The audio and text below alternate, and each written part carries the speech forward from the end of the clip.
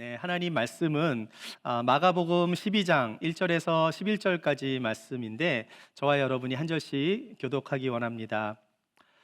예수께서 비유로 그들에게 말씀하시되 한 사람이 포도원을 만들어 산 울타리로 두르고 즙자는 틀을 만들고 망대를 지어서 농부들에게 새로 주고 타국에 갔더니 때가 이르매 농부들에게 포도원 소출 얼마를 받으려고 한 종을 보내니 그들이 종을 잡아 심히 때리고 거저 보내었거늘 다시 다른 종을 보내니 그의 머리에 상처를 내고 능욕하였거늘 또 다른 종을 보내니 그들이 그를 죽이고 또 그 외 많은 종들도 더러는 때리고 더러는 죽인지라.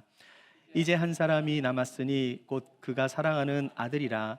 최후로 이를 보내며 이르되 내 아들은 존대하리라 하였더니 그 농부들이 서로 말하되 이는 상속자니 자 죽이자. 그러면 그 유산이 우리 것이 되리라 하고 이에 잡아 죽여 포도원 밖에 던져졌느니라. 포도원 주인이 어떻게 하겠느냐? 와서 그 농부들을 진멸하고 포도원을 다른 사람들에게 주리라. 너희가 성경에 건축자들이 버린 돌이 모퉁이의 머릿돌이 되었나니. 우리 함께 읽겠습니다. 이것은 주로 말미암아 된 것이요 우리 눈에 놀랍도다 함을 읽어보지도 못하였느냐 하시니라. 아멘. 네, 오늘은 예수님의 비유 네 번째 말씀, 포도원의 농부의 비유를 통해서 예수님이 오신 이유에 대한 말씀을 함께 나눌 거예요. 제가 오래전에 이 북가주 산호세에서 한 5년 동안 이렇게 사역을 한 적이 있습니다. 산호세에서요, 한 90마일 정도 북쪽으로 더 올라가면 나파밸리라는 곳이 있는데요. 혹시 가보신 분 계세요? 유명하죠. 네, 와이너리로 유명한 곳이잖아요. 교인 중에 이 나파밸리에서 와이너리 매니저로 일하시는 분이 계셔서 저도 그곳에 방문해 본 적이 있었는데요. 어느 날 저한테 문제를 좀 맞춰보라고 질문을 하셨어요. 목사님, 마태복음 20장을 보면 포도원의 일꾼들에 대한 이야기가 나오는데 아침부터 일찍 와서 오랫동안 일한 일꾼과 오후 늦게 와서 1시간만 일한 일꾼이 품삯이 왜 같은지 아냐고 저한테 물어보신 거예요. 그거는 포도원 주인이 처음부터 그렇게 말을 했기 때문에, 그렇게 품삯을 정했기 때문에 그런 건 아닌가요? 그랬더니 그분이 아니라 그러시더라고요. 이거는 포도원에서 일한 사람들만 아는 비밀이래요. 그래서 뭐냐고 여쭤보니까 포도원에서 아침에 와서 일하는 사람들은 단순 노동자들이래요. 그런데 오후에 늦게 오는 사람들은 어려운 일을 하는 고급 인력이기 때문에 늦게 와서 1시간을 일하는 사람이 10시간 일하는 사람들과 품삯이 같은 거라고. 그래서 그렇습니까? 그런 뜻이 있었군요 라고 말씀은 드리긴 했지만 제가 고개를 좀 갸우뚱했습니다. 왜냐하면 그것은 요즘 세상에서는 뭐 그럴 수도 있지만 사실 예수님이 원래 하시고 싶은 비유는 그런 뜻이 아니었거든요. 그러니까 예수님께서 이 포도원의 일꾼의 그 비유를 드신 이유는 일찍 온 사람과 늦게 온 사람의 품삯이 왜 같은가? 이건 단지 단순 노동자와 고급 노동자의 품삯 이런 게 아니라 하나님의 은혜가 믿는 모든 자에게 다 동일하게 똑같이 적용이 된다는 것을 말씀하시기 위해서 이 비유를 드신 거거든요. 자, 그래서 예수님께서는 처음 된 자가 나중되고 나중된 자가 처음 된다. 뭐 누가 먼저 믿고 나중에 믿고가 중요한 게 아니라 믿는 게 중요하다라는 말씀을 하신 거예요. 우리가 구원을 받은 것에는 먼저 믿었는가, 뭐 나중에 믿었는가, 그것이 중요한 것이 아니라 구원은 뭐예요? 모두가 예수 그리스도로 말미암아 하나님의 은혜로 받는다는 사실을 기억해야 돼요. 자, 그러니까 하나님의 은혜는 이른 아침에 일하러 온 사람이나 뭐 해가 질 때 일하러 온 자이거나 모든 이에게 과분한 은혜라는 사실을 잊어서는 안 됩니다. 하지만 우리가 구원을 받았다 할지라도 우리들에게 나타나는 열매는 다를 수가 있어요. 예수님과 늘 동행하며 주님 안에 있는 사람들에게는 좋은 열매가 나타나지만 그렇지 못한 사람들에게는 아름다운 열매를 맺지 못하게 되는 거예요. 자, 그래서 예수님이 뭐라고 하십니까? 열매로 그들을 알리라 라고 말씀하신 거예요. 오늘 본문은 포도원의 주인이 농부들에게 때가 되어 포도원의 그 열매에 대한 소출을 받는 과정에서 벌어진 사건을 말씀하고 있어요. 비유의 내용은 이렇습니다. 어떤 사람이 포도원을 만들었어요. 주인이 온갖 정성을 다해서 귀한 포도나무를 심었습니다. 자, 그리고 짐승들이 오지 못하도록 울타리를, 이렇게 산 울타리를 치고요. 또 포도주를 만들려면 포도즙을 짜는 그러한 장비를 갖추기 위해 포도주 틀도 만들었고요. 그리고 도적의 침입을 막기 위해 이 망대를 세워서 이렇게 또 지키기도 하고, 자, 이런 모든 것을 주인이 다 준비하고 나서 이제 주인이 이제 농부들에게, 소작하는 농부들에게 세를 주고 먼 타국으로 여행을 떠난 거예요. 자, 그리고 때가 되자 주인이 포도원에 이제 소출을 받기 위해서 종을 보냅니다.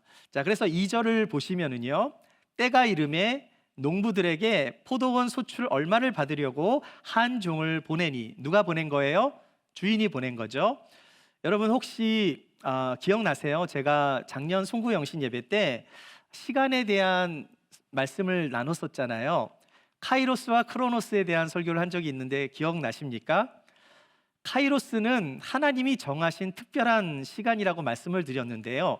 여기 보시면 때가 이름에, 요 때가 바로 카이로스예요. 이 카이로스가 뭐예요? 하나님이 정하신 이 결산의 때를 의미해요. 때가 되자, 결산할 때가 되자 주인이 농부들에게 포도의 열매로 얻은 수익의 일부를 받기 위해 한 종을 보낸 것입니다. 자, 그런데 어떻게 됐어요? 농부들이 그 종을 잡아서 막 심히 때리고 빈손으로 돌려보냈어요. 그러니까 주인이 볼 때 얼마나 당황했겠습니까? 아마도 농부들이 내가 보낸 건 종인 줄 모르고 그랬을지 모르겠다. 그래서 주인이 그럴 수도 있지 하고 두 번째 종을 보낸 거예요. 자, 그러자 농부들이 어떻게 합니까? 4절을 보니까요, 다시 다른 종을 보내니 누가요? 주인이 그의 머리에 상처를 내고 능욕했대요. 농부들이. 이번에는 농부들이 그냥 때린 것만이 아니라 머리까지 막 상처를 내면서 능욕을 주고 막 그렇게 때리고 돌려보낸 거예요. 주인에게 소출을 주기는커녕 오히려 종의 머리를 때려서 상처를 입히고 능욕을 입힌 것입니다. 자, 이쯤 되면 이 농부들이 어떤 사람이에요? 주인을 대적하고 있는 거죠. 여러분, 원래 고대 지중해 지역의 그런 문화에서 명예와 수치는 굉장히 중요한 거예요. 명예를 훼손하잖아요. 그러면 진짜 막 목숨을 거는 싸움까지 일어날 수 있는, 굉장히 명예를 중시하는 그런 사회에서 이와 같은 농부들의 행위는 주인의 권리와 명예를 완전히 무시하는 파렴치한 행동이었기 때문에 보복을 받아야 마땅한 행위였어요. 자, 그런데 이상하게도 주인이 거기에 대해서 보복을 하지 않고 또 다른 종을 보냅니다. 자, 그러자 이번에는 농부들이 어떻게 했을까요? 그 종을 아예 죽여버려요. 여러분, 예수님의 비유를 보시면 보통 한 세 번 정도 이야기가 나오면 보통 다른 이야기로 바뀌어야 되는데 예수님이 계속 멈추질 않고 계속 비유를 드세요. 자, 그런 상황에서 주인이 이번에는 더 많은 종을 보냅니다. 그러자 악한 농부들이 그때마다 주인이 보낸 종들을 죽이거나 때려서 돌려보낸 거예요. 너무나 이해할 수 없는, 어처구니 없는 일들이 지금 벌어지고 있는 거예요. 아니, 도대체 이 비유 속에 나오는 농부들은 뭘 믿고 저런 악한 행동을 하고 있는가? 그 이유는 조금 뒤에 나오지만요, 아무튼 이 정도면 어떤 상황이에요? 주인이 정말 분노하고 화가 나서 뭔가 조치를 취해야 되잖아요.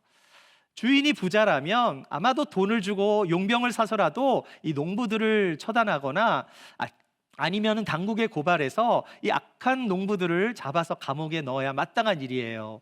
그런데 주인은 그렇게 하지 않고 마지막까지 기다렸다가 아들을 보내기로 결정을 합니다. 자, 그래서 6절을 보시면은요, 이제 한 사람이 남았으니 곧 그가 사랑하는 아들이라. 최후로 이를 보내며 이르되 내 아들은 존대하리라 하였더니, 주인이 모든 것을 참고 인내심을 갖고 사랑하는 아들을 보내면 주인의 아들이니까 당연히 존중해주고 존대해줄 거라고 생각을 한 거예요. 자, 그런데 농부들이 주인의 아들을 어떻게 했어요? 7절과 8절 같이 한번 읽어보겠습니다. 시작. 그 농부들이 서로 말하되 이는 상속자니 자 죽이자. 그러면 그 유산이 우리 것이 되리라 하고 이에 잡아 죽여 포도원 밖에 내던져졌느니라. 너무나 끔찍한 일이 벌어진 거예요.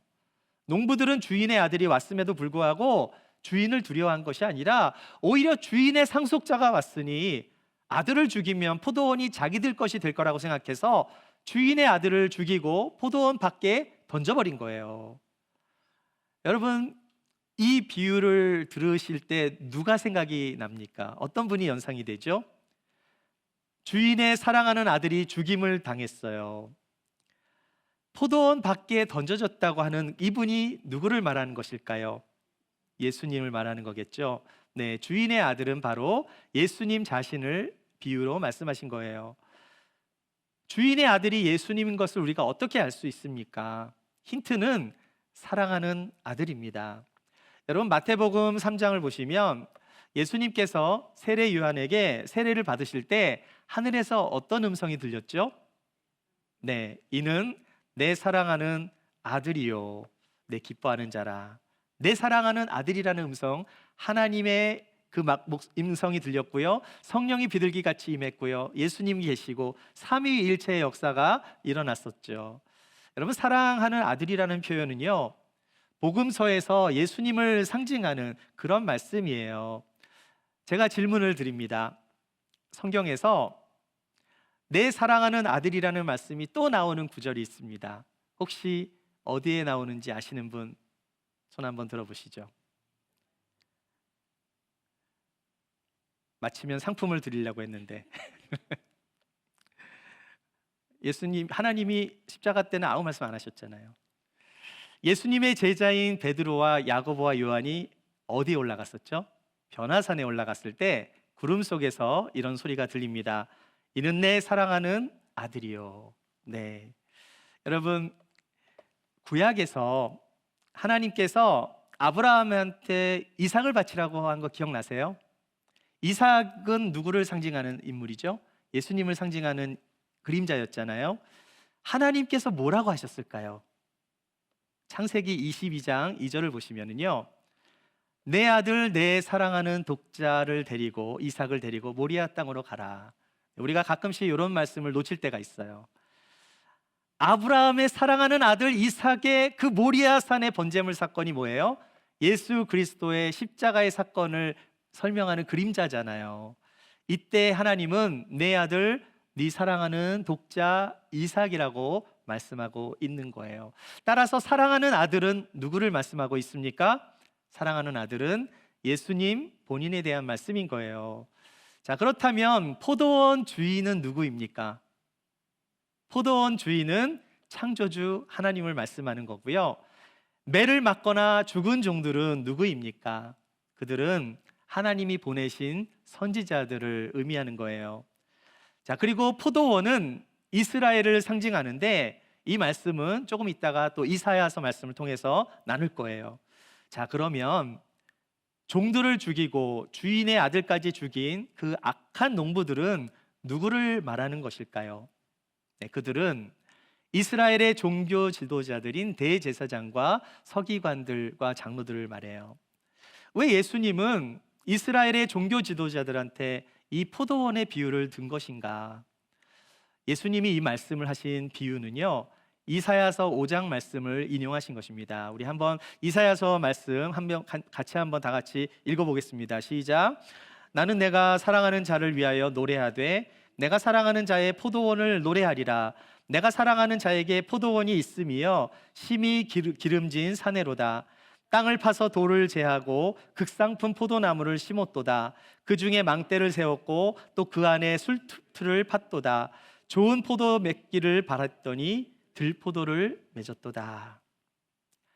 이사야서의 이 말씀은요, 이 포도원의 주인인 하나님께서 포도원 농사를 짓기 위해서 아주 기름진 산을 구입했대요. 이 포도원이 어디에 있어요? 기름진 산에 포도원을 만든 거예요. 그리고 열심히 땅을 일구고 돌을 제거하고 극상품의 포도나무를 심었어요. 주인이 뭘 기대했겠습니까? 좋은 열매를 얻기 위해서 그렇게 수고를 한 거예요. 큰 기대를 가지고 망대를 세우고 포도나무를 가꿨어요. 자, 그렇게 열심히 가꾼 이유가 뭐라고요? 좋은 열매를 얻기 위해서. 자, 주인은 큰 수확을 기대하면서 포도주를 짜는 틀까지 만들어 놓고 포도 열매를 기다렸는데요. 어떻게 되었습니까? 분명히 극상품의 포도나무를 심어서 최상의 열매가 열릴 거라고 생각했는데요. 그 최고의 포도나무에서 뭐가 열렸어요? 들포도가 열린 거예요. 여러분, 극상품의 포도나무에서 들포도가 열렸다는 것은 심각한 문제가 있는 것입니다. 왜냐하면 이 들포도는 야생에서 나는 포도잖아요. 먹을 수가 없어요. 상품 가치가 없습니다. 어떻게 해야 합니까? 주인은요, 이 포도나무, 이 들포도가 연 포도나무를 그냥 베어버리고 새 포도나무를 심어야 하는 거예요.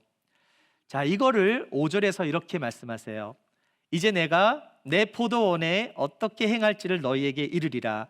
내가 그 울타리를 걷어 먹힘을 당하게 하며 그 담을 헐어 짓밟히게 할 것이요. 극상품의 포도나무에서 들포도가 열리자 주인은 울타리를 걷어 치운다고 표현하고 있는데요. 자, 이것은 담 위에, 보통 포도나무가 어떻게 자랍니까? 이렇게 담을 타고 이렇게 막 자라잖아요. 이 가시덩굴을 다 치워버리겠다는 말씀이에요. 울타리를 다 걷어버리겠다는 것입니다. 여러분, 그 포도원을 지키는 울타리를 걷어버리면 어떻게 될까요? 야생 동물이 많이 들어와서 들포도 열매를 다 먹어버리겠죠. 이 포도원은 누구를 상징합니까? 이스라엘을 상징하는 거예요. 하나님께서 극상품의 포도나무를 심으셨다라는 것은 이스라엘 백성들에게 최상의 은혜를 베풀어 주셨음에도 불구하고 그들이 은혜를 망각하여 하나님의 뜻대로 살지 않게 되자 들포도가 열렸다는 거예요. 하나님의 뜻을 저버린 백성들은 결국 선한 열매를 맺은 것이 아니라 나쁜 들포도 열매를 맺은 것입니다. 결국 하나님은 악한 열매를 맺은 그 포도원을 헐어버리시는 심판을 하시기로 한 거예요. 여러분, 이와 비슷한 말씀 중에 예수님께서 열매의 비유를 드신 적이 있습니다. 마태복음 7장을 보시면은요, 예수님께서 거짓 선지자들에 대한 말씀을 하실 때 뭐라고 말씀하셨어요? 읽어볼까요? 시작. 아름다운 열매를 맺지 아니하는 나무마다 찍혀 불에 던져지느니라. 이러므로 그들의 열매로 그들을 알리라. 사랑하는 여러분, 열매 맺는 삶을 살기 원하십니까? 좋은 열매를 얻기 위해서는 어떻게 해야 돼요? 우리가 주님 안에 거해야 되겠죠. 예수님께서 뭐라고 말씀하십니까? 요한복음 15장 말씀, 우리가 잘 아는 말씀이죠. 읽어볼까요? 나는 포도나무여 너희는 가지라. 그가 내 안에 내가 그 안에 거하면 사람이 열매를 많이 맺나니 나를 떠나서는 너희가 아무것도 할 수 없습니다. 크리스찬의 삶에서 열매가 중요해요? 중요하지 않아요? 굉장히 중요해요. 자, 그런데 그 열매는 누구에게 붙어 있느냐에 따라서 다른 열매가 나타날 수도 있는 거예요. 내가 주님 안에 있고 주님이 우리 안에 거하시면 많은 열매, 성령의 열매가 나타나지만 내가 세상을 벗삼아 주님과 상관이 없는 삶을 살아가면 어떻게 돼요? 세상의 열매가 열리게 되는 거예요. 그게 뭡니까? 들포도인 거예요. 여러분, 열매는요, 금방 나타나지는 않아요. 아직은 어떤 열매가 열릴지 우리는 몰라요. 하지만 분명한 사실은 카이로스, 하나님의 때가 이르렀을 때, 즉 하나님의 시간이 다가왔을 때 주님은 우리의 열매로 평가하시겠다는 말씀이에요. 열매는 주인이신 하나님께서 우리들에게 마땅히 요구하실 수 있는 결과물입니다. 하나님이 우리에게 많은 은혜를 베풀어 주셨는데 만일 우리가 하나님의 은혜를 잃어버리게 되면 어떻게 됩니까? 우리는 주인의 뜻과는 상관없는 내 뜻대로 살 가능성이 굉장히 많은 거예요. 내 뜻대로 산다라는 게 뭘까요? 그거는 내가 주인이라는 거예요. 내가 주인의 삶을 사는 거예요. 왜 농부가 주인이 보낸 종을 때리고 죽이고 했겠습니까? 자기가 주인이 되려고 했었기 때문이에요. 농부는 주인의 주권을 인정하지 않은 것입니다. 주인은 마땅히 자기 종을 보낸 그 종을 잘 선대할 거라고 생각했지만 농부들은 그렇지 않았어요. 그렇다면 이 주인은 악한 농부를 찾아가서 심판대로 끌고 가서 끝내버릴 수도 있었지만 자비로우신 주님은 마지막으로 그의 사랑하는 아들까지 보낸 거예요. 그 아들은 주인의 유일한 상속자입니다. 여러분, 당시 이 팔레스타인 지역에서 땅의 주인이 없거나 상속자가 없을 경우에는요, 그대로 만약에 한 3년 정도 경작을 하지 않으면 그 땅을 자기 것이라고 주장하는 사람들, 아니면 그 땅에 뭐 여러 가지 농사를 짓고 있는 사람들, 포도원을 가꾸는 사람들한테 합법적으로 이 모든 땅이 소유가 넘어갈 수가 있는 거예요. 자, 그러니까 이 악한 농부들이 만약에 주인이 안 돌아오고 하나밖에 없는 주인의 아들을 죽여버리면 어떻게 돼요? 포도원이 자기네들 것이 될 거라고 그 당시 법으로도 그걸 이용한 겁니다. 자기들이 그걸 차지할 수 있을 거라고 믿은 거예요. 그런데 포도원의 주인은 새포롭게 살아계세요. 인간의 욕심이 이렇게 어리석다라는 거예요. 그래서 농부가 어떻게 됩니까? 우리 마가복음 12장 8절에 농부가 상속을 얻기 위해서 상속자인 아들을 죽이고 포도원 밖에 던져버리잖아요. 왜 그랬죠? 자기가 주인이 되기 위해서 주인의 아들을 죽여 포도원 밖에 던져진 거예요. 이 말씀은 하나님의 아들이신 예수님께서 예루살렘 성 밖에 골고다에 죽여져서 던져지게 됨을 말씀하신 거예요. 그리고 나서 예수님은 9절에서 주인의 심판에 대해서 말씀하십니다. 우리 9절 말씀 같이 한번 읽어보겠습니다. 시작. 포도원 주인이 어떻게 하겠느냐? 와서 그 농부들을 진멸하고 포도원을 다른 사람에게 주리라. 지금까지는 잘 참아왔지만 이제는 포도원 주인이 더 이상 농부들의 악행을 참을지 못하는 거예요. 처음에 주인은 농부들이 소출을 바치지 않을 때라도 그렇다고 해서 포도원을 뺏지 않았습니다. 종들을 죽이고 사랑하는 아들까지 죽었을 때 어떻게 합니까? 그들을 심판하기로 결심한 거예요. 그리하여 주인은 그 농부들을 진멸하고 포도원을 다른 사람에게 주겠다고 하신 거예요. 이 말씀이 어떻게 이루어졌을까요? 훗날 예수 그리스도께서 죽으심으로 말미암아 이 복음이 유대인에게서 이방인으로 옮겨지는 역사가 일어났잖아요. 그렇게 복음이 땅끝까지 전해지면서 온 세상에 복음의 씨가 심겨져 하나님의 역사심이 나타나고 하나님의 구원의 능력이 나타나서 온 세상에 하나님의 말씀이 성취가 되는 거예요. 이것을 예수님께서 뭐라고 말씀하셨는가? 예수님은 이 사건을 통해서 마지막에 우리에게 뭐라고 말씀하십니까? 건축자들이 버린 돌에 대해서 말씀하고 있어요. 우리 10절 말씀 같이 한번 읽어보겠습니다. 시작. 너희가 성경에 건축자들이 버린 돌이 모퉁이의 머릿돌이 되었나니. 여러분, 히브리 사람들은 건축물을 지을 때 보통 일반적인 사람들하고는 조금 다른 방식으로 건축물을 져요. 일반적인 방법은 건축물을 지을 때 맨 마지막에 놓는 돌이 모퉁이 돌입니다. 하지만 히브리 사람들은 어떻게 하죠? 제일 먼저 모퉁이 돌을 놓고 거기서부터 돌을 쌓아서 건축물을 올려서 모퉁이 돌에서 끝이 나는 거예요. 한번 사진을 한번 보실까요? 네, 요게 모퉁이 돌입니다. 모퉁이 돌을 버렸는데 이게 머릿돌이 된 거예요. 모퉁이 돌이 머릿돌이 됐다, 이런 말씀이에요. 여러분, 건축자들이 건축을 지을 때, 성전을 짓거나 건물을 지을 때 가장 중요하게 생각하는 게 뭐라고요? 머릿돌입니다. 머릿돌이 기준이 돼서 계속해서 옆으로 위로 아래로 쌓아 나가는 거예요. 그러다 보면 어느덧 건물이 완성이 되는 거예요. 자, 그런데 건축자들이 처음에는 이 돌이 마음에 들지 않아서 버린 겁니다. 여러분, 헬라어에서 버리다라는 이 헬라어가 아포도키마조라고 해요. 한번 따라해 보실래요? 아포도키마조. 아포도키마조. 도끼에 맞으면 얼마나 아프겠어요? 아포도키마조. 버리다의 헬라어가 뭐라고요? 아포도키마조.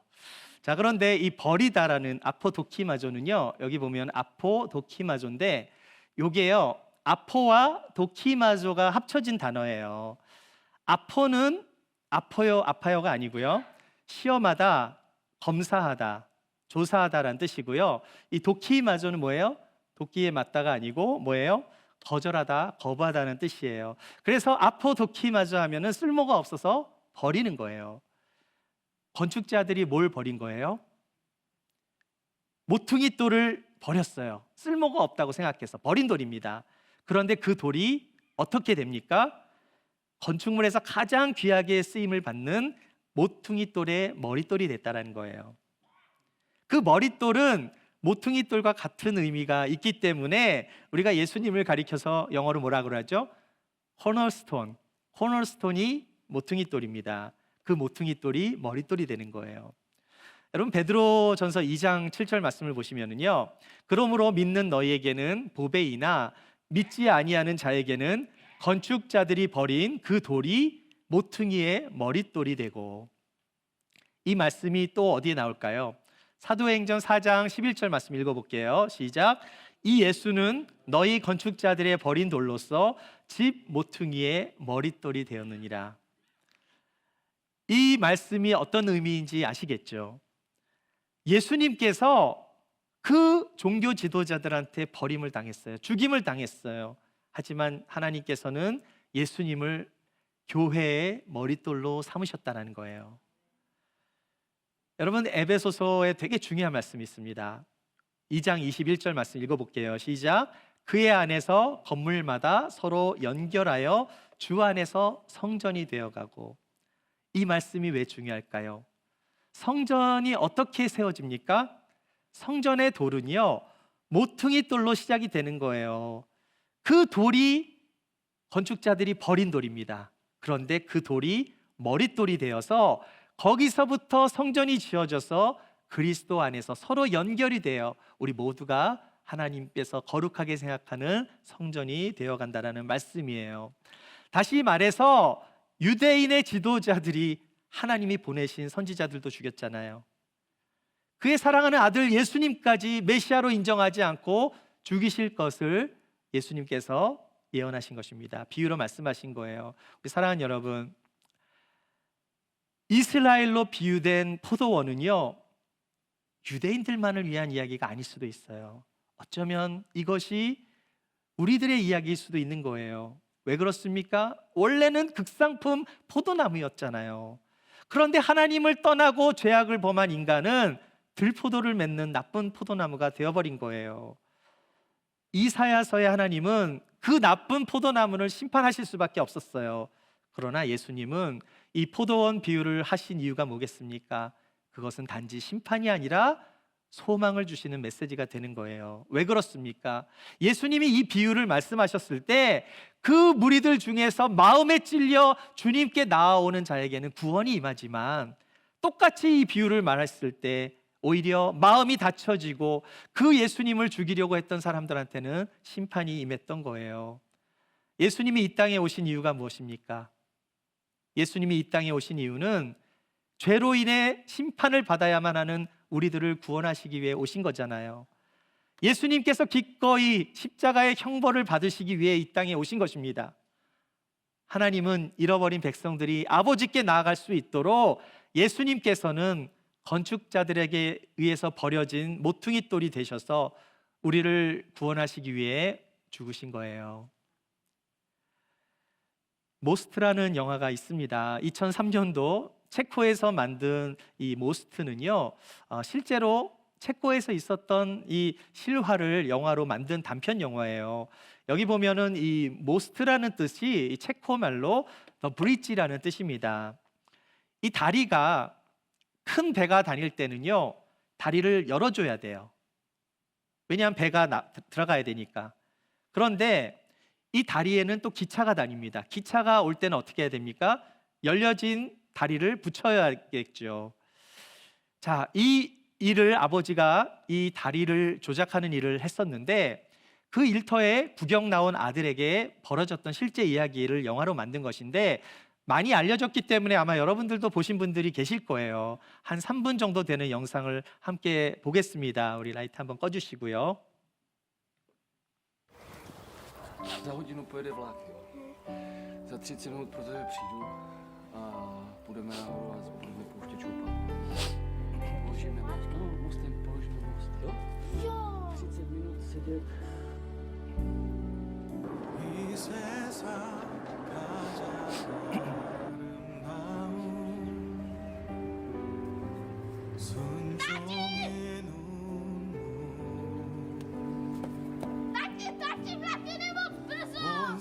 세상 다시 빛나게 한 생명의 눈물 그가 이 땅에 오신 이유 죽어야 살게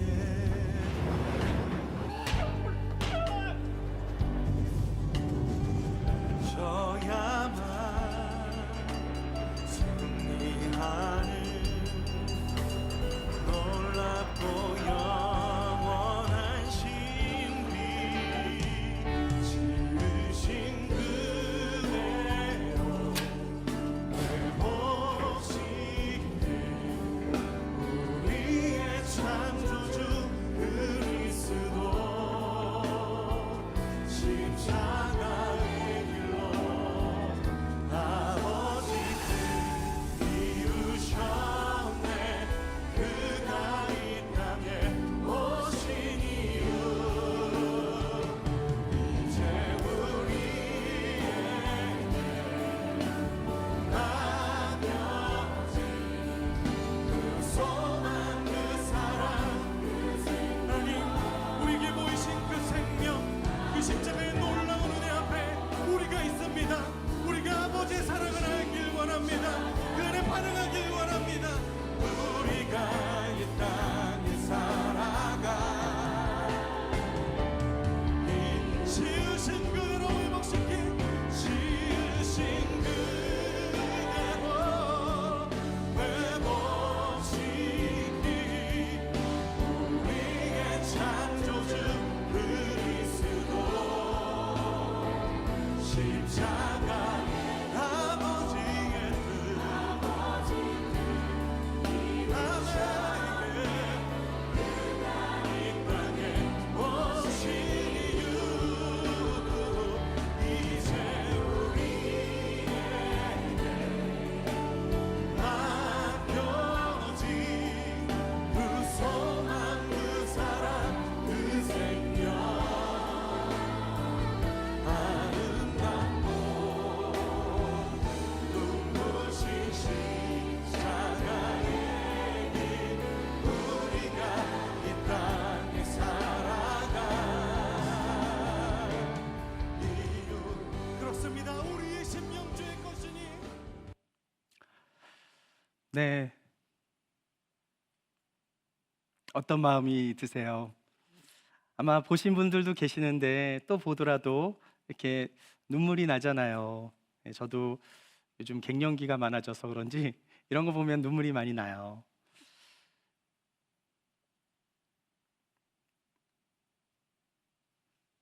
아버지에게는 두 가지 선택이 있었어요.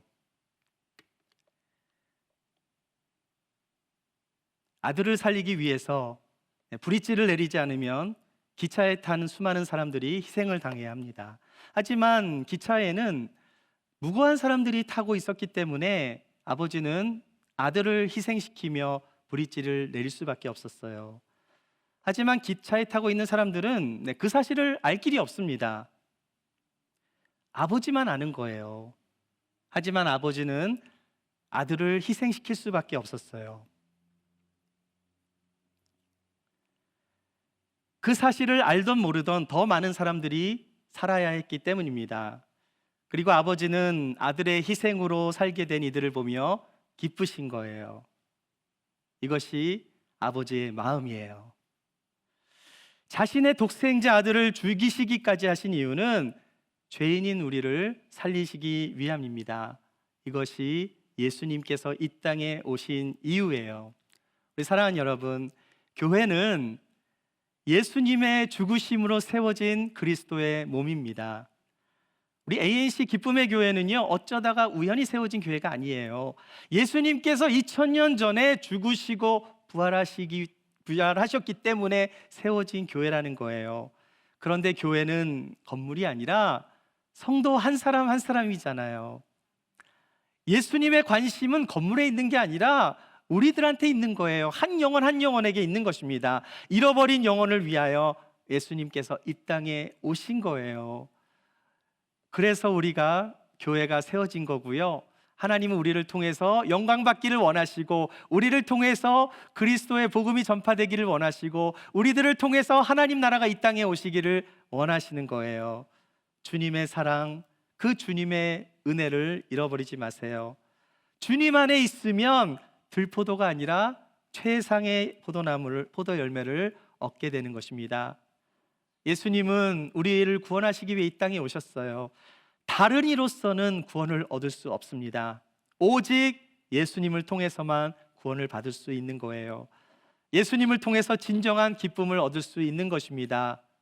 다시 한번 오늘 예배를 드리며 우리를 위하여 이 땅에 오신 그 주님의 은혜를 마음에 간직하며 주님을 만나는 그날까지 우리의 삶 속에서 많은 열매, 그 성령의 열매를 통해서 하나님께 영광된 삶을 살아가시는 저와 여러분이 되시기를 주의 이름으로 축원합니다.